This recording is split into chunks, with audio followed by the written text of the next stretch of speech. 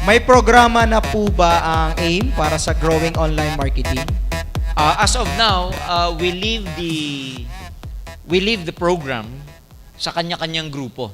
Kung mapapansin nyo po ang AIM, ang management, yung galing sa amin na training open for every group, for everyone, wala kaming ganung program because we want it to be safe for everyone, Roy. Yeah. Safe in the sense na may grupo kasi na ang thrust nila, yung lakas nila, nasa offline marketing. Yes. Meron tayong mga grupo na traditional pa rin ang ginagawa, like yung home party, OPP sa coffee bean, one-on-one, centering. Yan yung Hakot. tinatawag nating offline.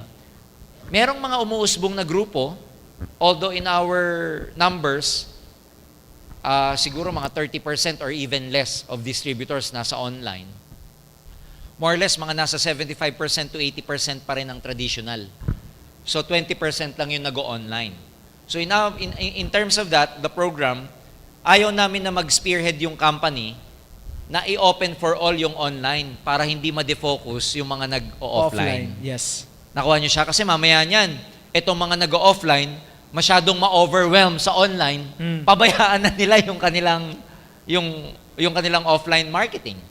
Yung online naman, kaya naman kami kampante na lalo silang mag-grow because yung mga nag-online marketing, meron silang mga responsible upline leaders who take charge of the program to train their groups down the line in terms of online marketing. Kaya kami po, hindi namin pinagbabawal yung gustong mag-training ng online, hindi namin pinagbabawal sa bawat grupo yan, but at our end, being sa company, wala kaming initiative, we do not initiate an online marketing training program for the whole. In other words, we leave that to the upline. Basta kami, tinitignan lang namin, nire-regulate lang namin.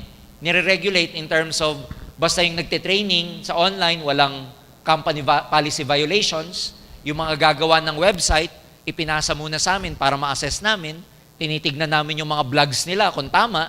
So hanggang dun lang yung amin. To make everyone follow and comply with our company policies. So with that, mas binibigay namin yung responsibility sa mga upline para mag-train sa mga downlines nila.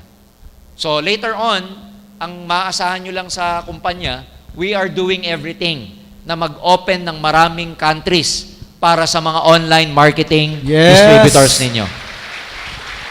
We are doing everything, especially sa Europe, Roy. Medyo, hopefully, Malaki. let's pray na, matuloy na yung ginagawa naming expansion sa Europe eventually. Grabe. So, doon yung kami maaasahan na para magkaroon tayo ng mga BCOs para sa mga online distributors ninyo. So dito may mga market sa Europe. Ayan, oh. Sino? Yan. Europe. Grabe. Mahina doon ang 7 heads. Oo, kasi one advantage sa ibang bansa, yung 56,000 dito for 7 heads, very minimal lang sa ibang bansa. Kaya nga maraming online na lumalaki kasi yung purchasing power, mas malaki sa ibang bansa. Yung Italy, sir, talagang 7 heads naman eh. Yeah. Walang 1 head eh. Wala Parang naman. pa nag-1 head ka doon, baduy ka. Kaya rin parang... Ha? Didiscriminate ka? Ha? 1 head ka lang? So parang hindi. Parang hindi ka Low in. end ka. So Parang 7 hindi ka heads in, talaga. no? Pag Gusto nyo ba yun? Lahat sa ilalim mo 7 heads? Yung pag may nag-1 head, ano to? Bakterya. Joke lang. So, sarap nun, di ba? Nakita mo puro 7 head, puro plus out ka araw-araw. Ayan.